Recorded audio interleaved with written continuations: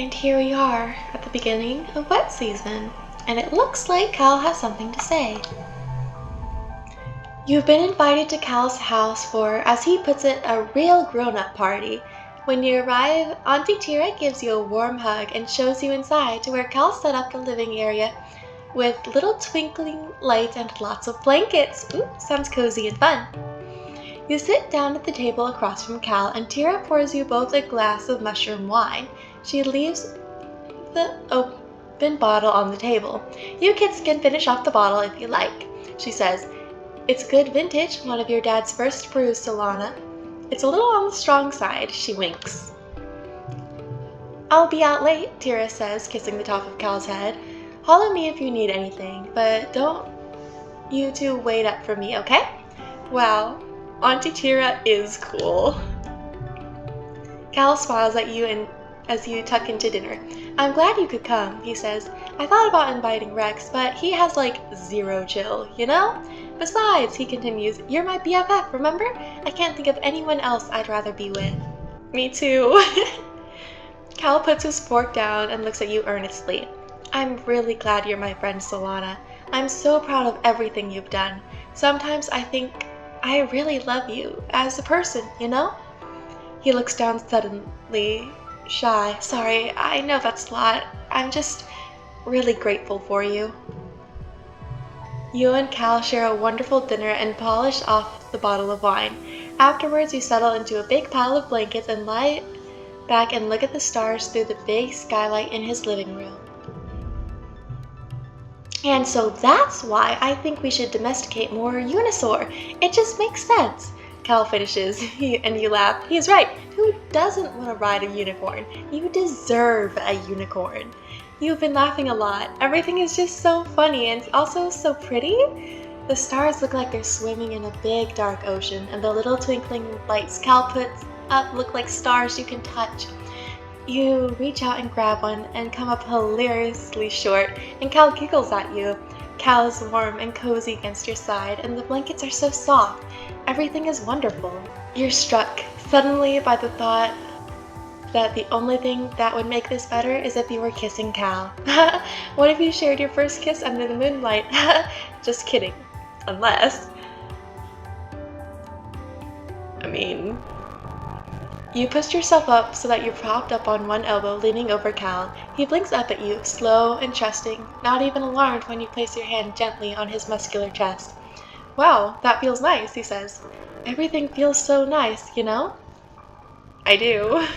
You summon the courage to slide your hand up Cal's chest and over his throat, stopping to cradle his jaw. His stubble pricks under your palm. Now, there's a question in Cal's eyes. What's up, Solana? How do you answer?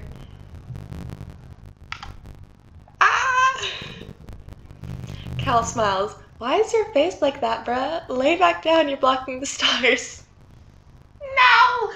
Oh, that's... Maybe it's for the best. You two are pretty faded.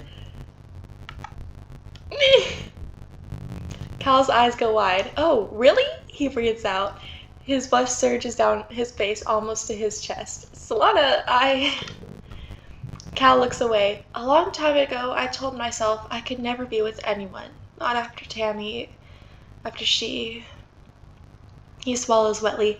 Sorry, that was a lifetime ago. I was just a dumb kid, too young to even really know what love was. I just feel guilty.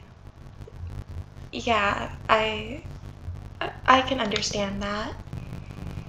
Cal wipes his eyes and looks up at the stars. She would have wanted us to be happy, right? You wait in silence while Cal struggles. Eventually, he smiles at you, shaky and wet. You do make me so happy, Solana. You lean in to kiss Cal, and he inhales in surprise before relaxing into it and letting you kiss your fill of him. He tastes like smoke. Cal kisses like he does everything else, sweetly, earnestly, patiently. He runs his thumb over your cheekbone as you pull away to breathe. Wow, he murmurs. You're so pretty, Solana. I'm so happy you like me too. You kiss until you feel your eyes getting heavy, and you can't help but yawn into each one. You lie down next to each other, and Cal wiggles his arm under your head. He pulls a blanket over both of you, cocooning you in comfort and warmth. As you tip backwards into sleep, all you feel is love. You sleep soundly in Cal's strong arms. Morning arrives unceremoniously, pouring through the skylight directly onto your face. You grumble as you turn your head away, burrowing into something that's soft and smells sleepy sweet. Oh, it's Cal. Your face is smushed into the soft skin of his armpit. His arm is curled around your shoulders protectively, your legs tangled together under the blankets. Cal shifts underneath you and blinks, and his bloodshot eyes open, squinting into the merciless sunrise. Ah, Dip, he mumbles, clinging to sleep. That's so much. You can almost tell the moment when he remembers what happened between the two of you last night. His lips curve into a shy little smile as he leans down and kisses you. Wow, he says, full of awe. I'm so glad I just get to do that now. Before long, his mom pokes her head into the living area. Hey kids, she says, chipper, ready for some breakfast? Breakfast sounds incredible. You've never been more excited at the prospect of breakfast in your life. You share a breakfast of roasted trippet eggs with Cal, his mom, and her 3 partners. Cal takes your hand under the table and blushes through all 4 of his parents, affectionately teasing the 2 of you for finally sealing the deal. Even though the rest of the colony is in chaos, you somehow feel healed, having taken the night to let yourself bask in their love. Ah, I love you too, Cal. I love you too. I love you too. I love you, Cal.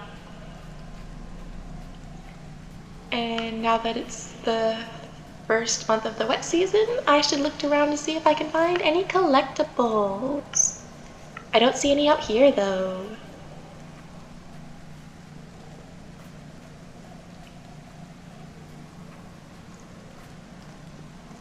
Is there anything over here? No.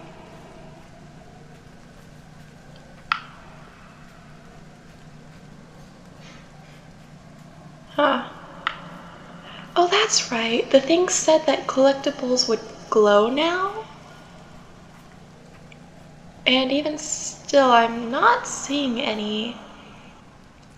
So, I guess, I'll help with the kids.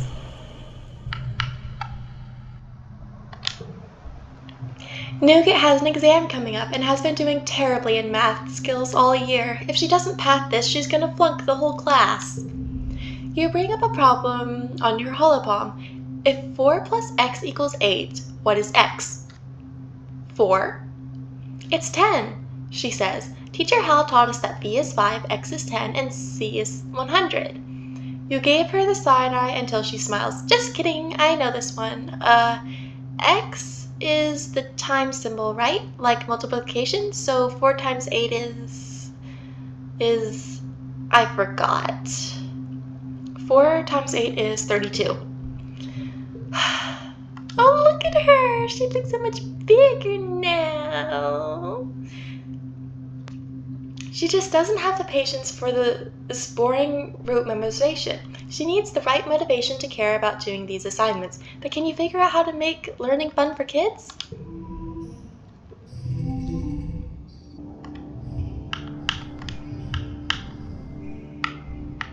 Oh.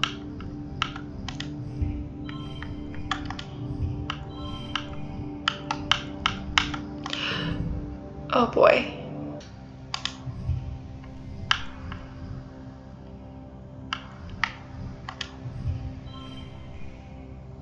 Hehe.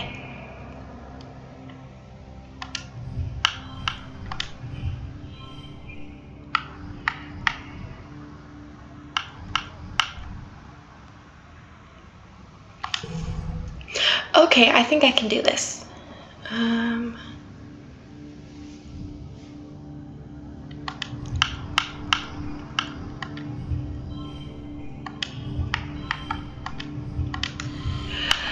36.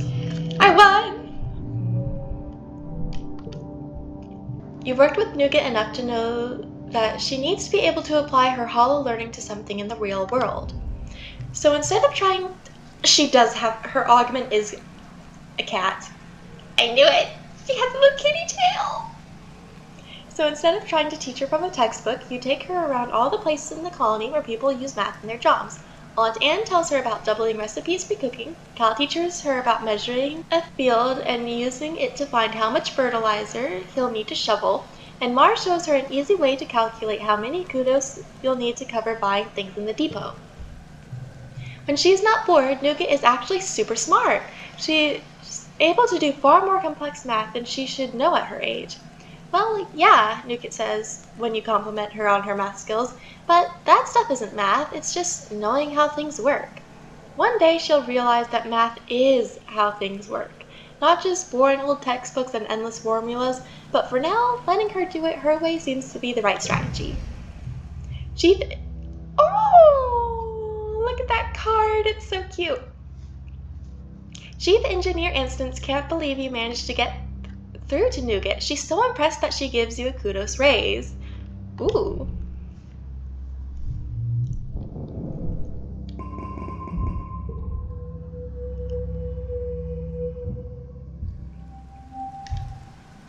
Maybe I'll do that this month too then. And I'll go see if my new boyfriend, Cal, has anything to say. Hey, Cal. What? Cal is holding an ice pack over his face. Hey, Solana, he greets you, giving a half-hearted wave. Don't worry, he says, indicating the swelling scrape across his cheek. Kinda weird how me and Rex get so clumsy around those Helio kids, huh? He gives you a significant look.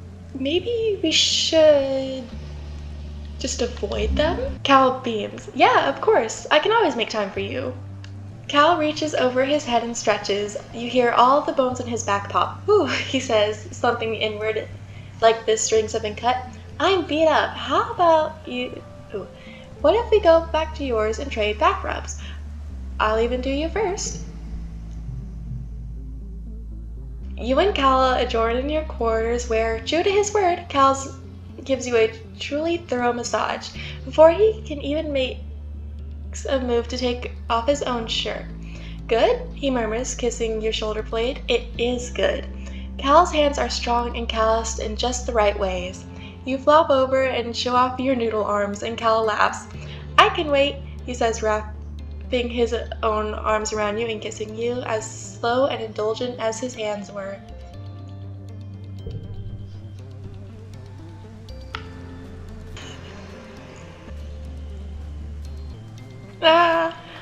Okay, I'm so close to getting my animal skills up. I'd like to try.